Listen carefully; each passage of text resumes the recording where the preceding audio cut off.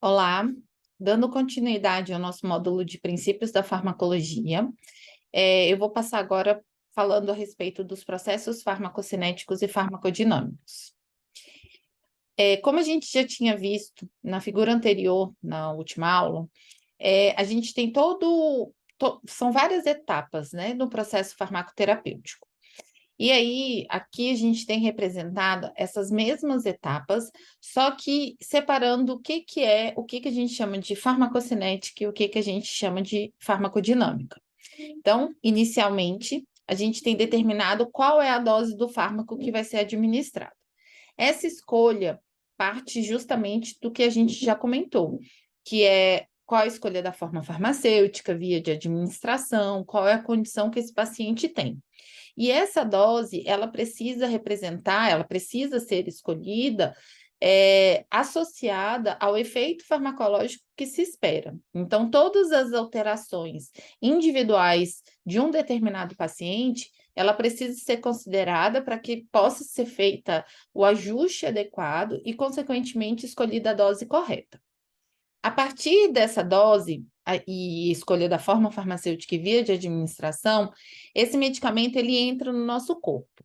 E ele pode entrar de diversas formas a depender dessa via. É nessa etapa que a gente começa o que a gente chama de farmacocinética.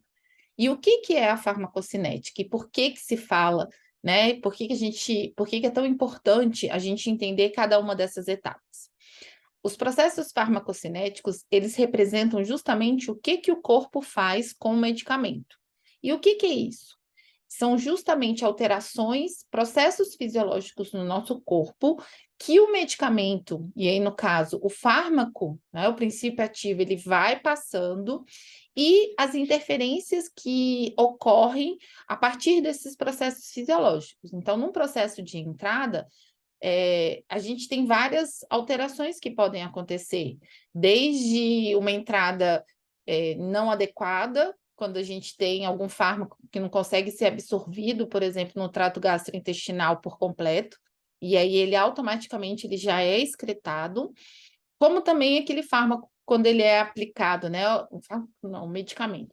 Quando ele é aplicado por via parenteral, ele já chega a 100% na corrente sanguínea.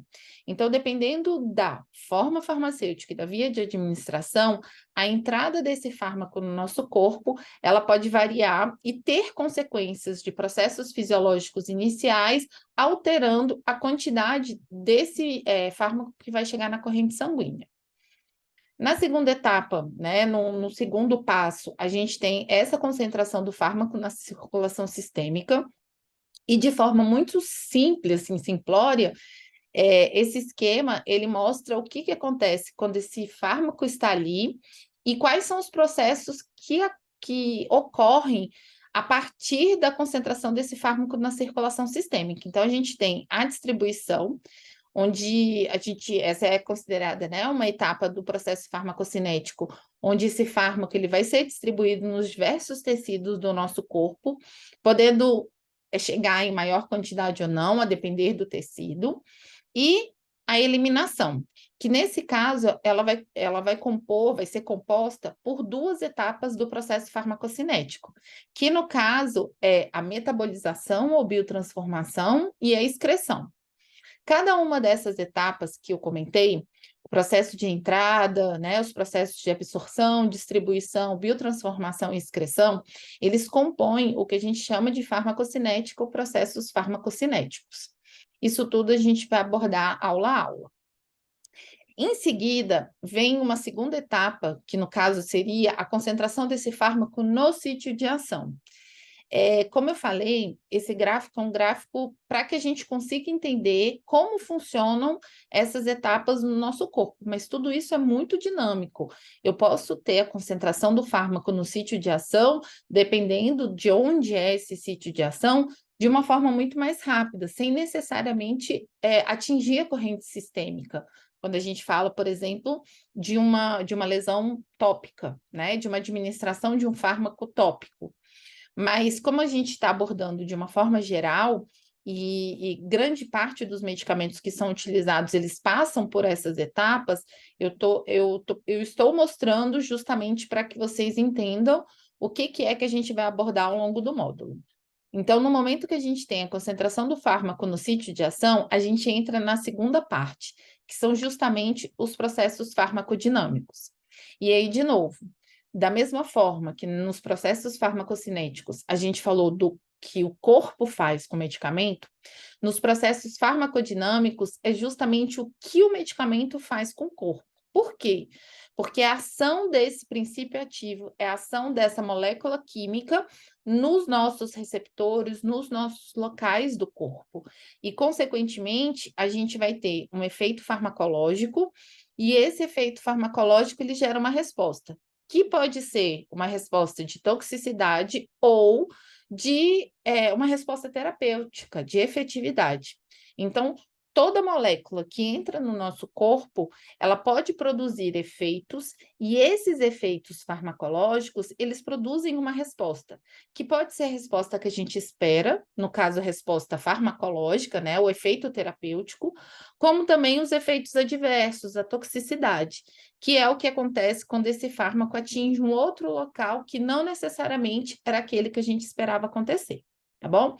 Então, nesse momento, eu fiz uma síntese de tudo que a gente vai abordar agora nas próximas aulas.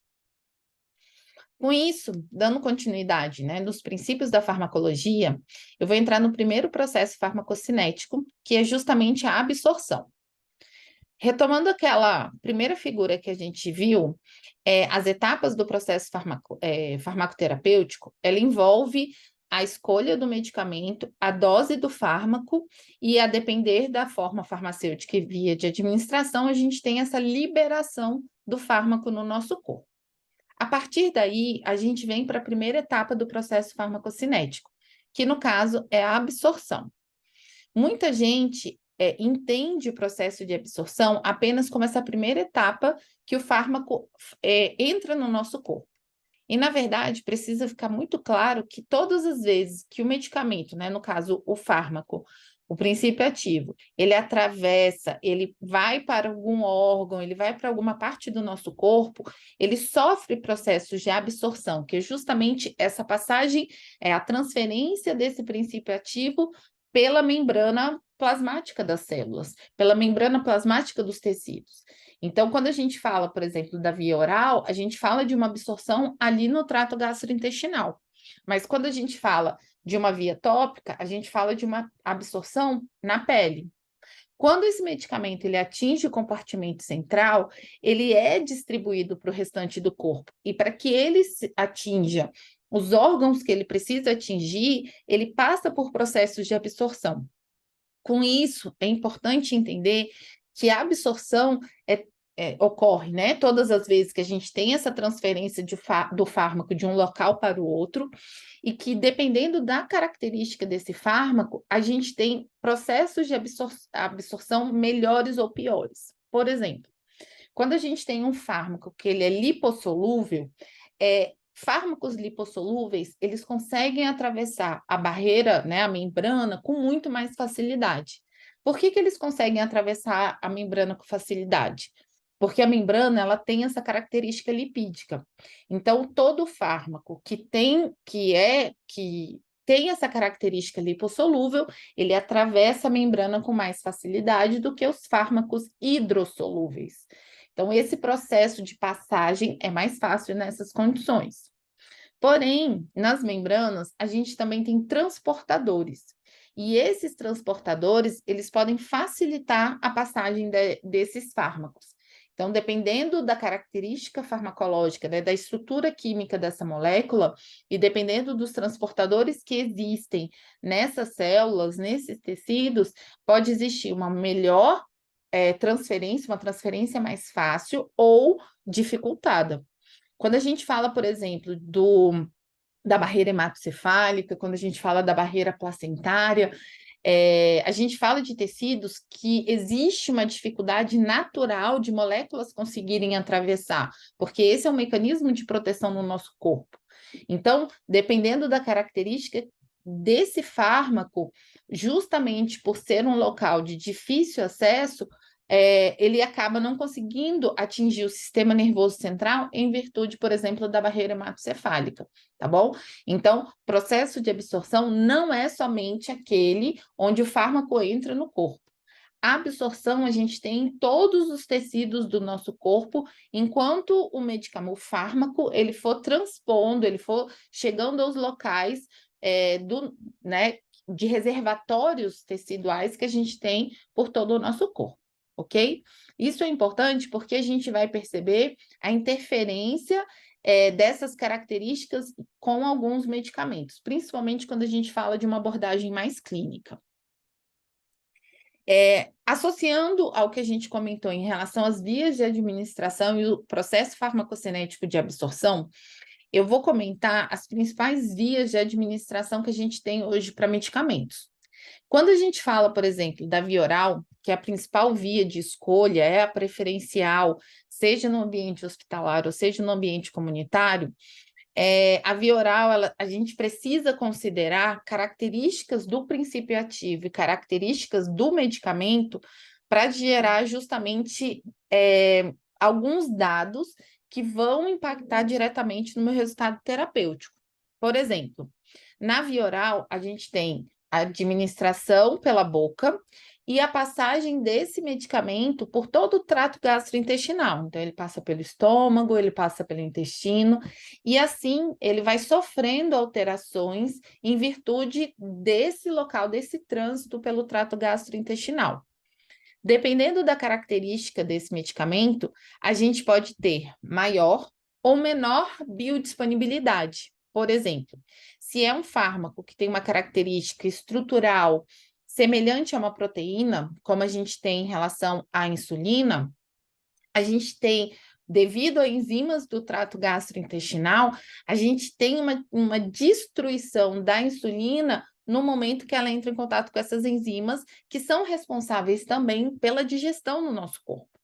E, consequentemente, esse medicamento insulina, ele acaba sendo degradado e não absorvido pelo trato gastrointestinal.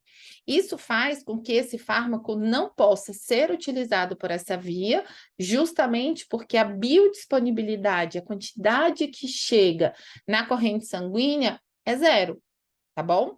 Isso é só um exemplo em relação ao que a gente tem de outros medicamentos.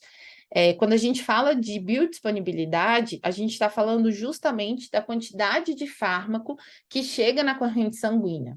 Então, se eu tenho um fármaco que tem 100% de biodisponibilidade, isso corresponde à dose que foi administrada ser exatamente igual à quantidade de, a concentração que chega na corrente sanguínea, ok?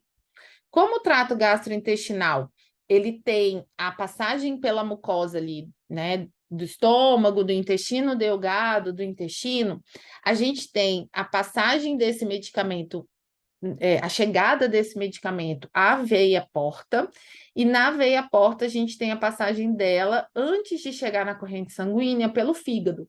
Isso é a nossa anatomia. Quando esse medicamento ele chega nesse local, aqui, quando ele passa pelo fígado, ele sofre, ele passa por uma etapa de metabolização, de biotransformação, que a gente denomina como efeito de primeira passagem.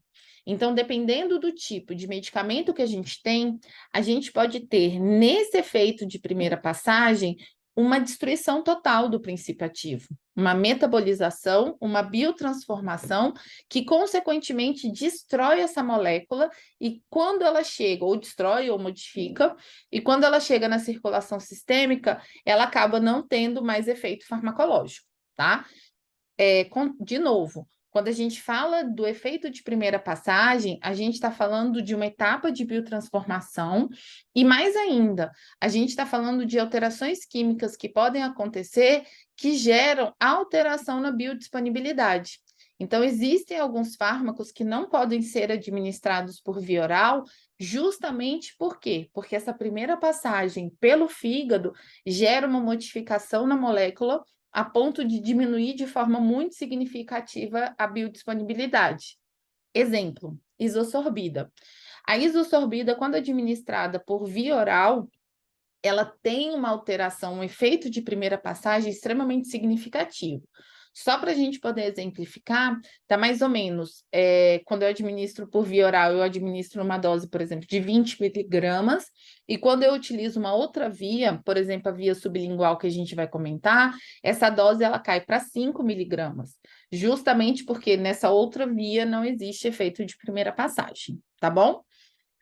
Também precisa ficar claro que nem sempre o efeito de primeira passagem ele gera uma formação de metabólitos não ativos, né, de uma diminuição da biodisponibilidade.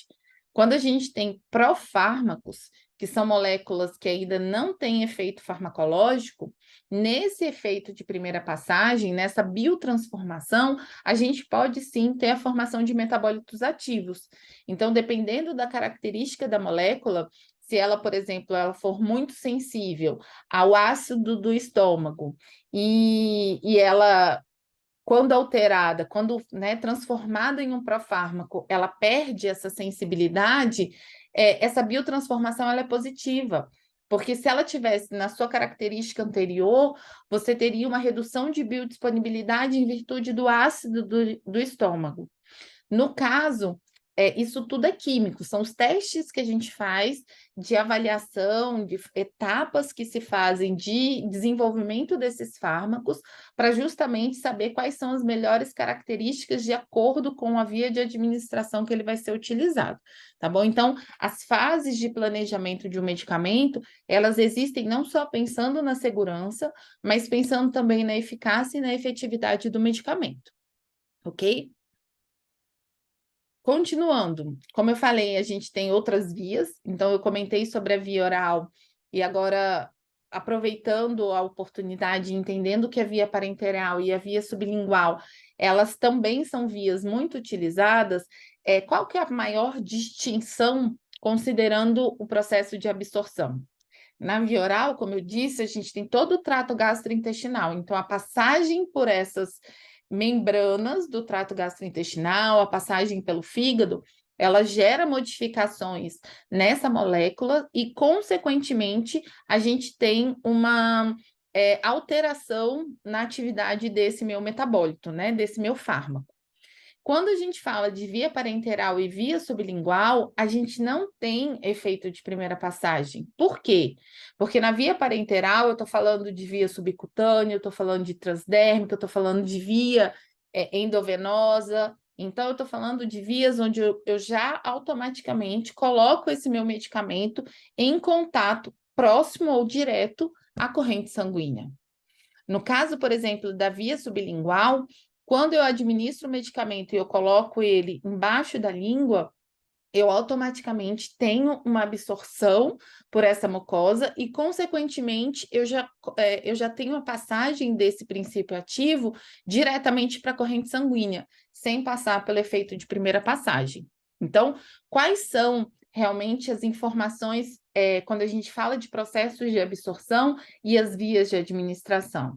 É que no caso da via oral, em grande parte das vezes, a gente tem um início de ação mais demorado, justamente porque eu tenho toda a passagem, todos os efeitos, todas as características dessa etapa farmacocinética. Quando eu falo de via parenteral, principalmente endovenosa, e quando eu falo de via sublingual, eu tenho a chegada desse princípio ativo na corrente sanguínea para ele ser distribuído para o restante do corpo numa velocidade muito maior. E, consequentemente, o início de ação desse medicamento, né, desse fármaco, ele é muito mais rápido do que a via oral, tá bom? Então, são características que cabe a gente entender para entender as diferentes vias de administração, as escolhas das vias de administração e lembrar sempre disso no momento que a gente estiver em análise de um determinado fármaco. Entender realmente qual vai ser a escolha de acordo com as características que se tem de formação de metabólitos logo na primeira etapa farmacocinética. E aí, eu trouxe alguns exemplos de princípios ativos que partem justamente daquilo que eu comentei, né? A gente pode ter moléculas que são fármacos, mas na verdade eles são profármacos, são moléculas que inicialmente eles são inativos e que precisam de uma primeira metabolização para formar o seu metabólito ativo. como a gente tem aqui azatioprina, cortisona, enalapril, zidovudina, entre outros. A gente pode ter no nosso medicamento princípios ativos, então aquela molécula que está ali presente, ela já é ativa, ela tem efeito farmacológico, como diazepam, morfina, paracetamol. A gente tem, a partir dos processos de biotransformação no nosso corpo, sejam eles biotransformação de efeito de primeira passagem, ou seja, biotransformação no processo normal, natural, né? Depois que o medicamento atinge a corrente sanguínea e ele passa por essas etapas, a gente pode ter a formação de metabólitos ativos, da mesma forma que a gente também pode formar metabólitos inativos. E nesse processo de biotransformação, a gente também pode ter a formação de metabólitos tóxicos. Então, quando a gente fala, por exemplo, da ciclofosfamida, a gente tem que tomar cuidado com a acroleína, que é o metabólito tóxico dela e que acontece de forma natural no processo de biotransformação e que, consequentemente, a gente precisa proteger o organismo do nosso paciente desse metabólito tóxico. Da mesma forma que o paracetamol, dentro das etapas de biotransformação, na etapa de fase 1, existe a formação de um metabólito tóxico, mas o nosso próprio corpo consegue, desse metabólito tóxico, numa metabolização, numa fase 2 de biotransformação, transformar esse metabólito tóxico em um metabólito inativo não tóxico, ok? Então, é só para vocês entenderem que nem sempre, porque muitas vezes a gente fala em biotransformação, e a gente vai detalhar isso mais à frente, a gente fala em processos de biotransformação como uma coisa que aparentemente ela é negativa, e não é por aí. A gente tem fármacos, e principalmente profármacos, que são muito, assim, que existe realmente uma grande vantagem quando eles passam por esse processo de biotransformação, ou até mesmo quando eles passam pelo efeito de primeira passagem, essa primeira biotransformação no nosso processo farmacocinético, ok?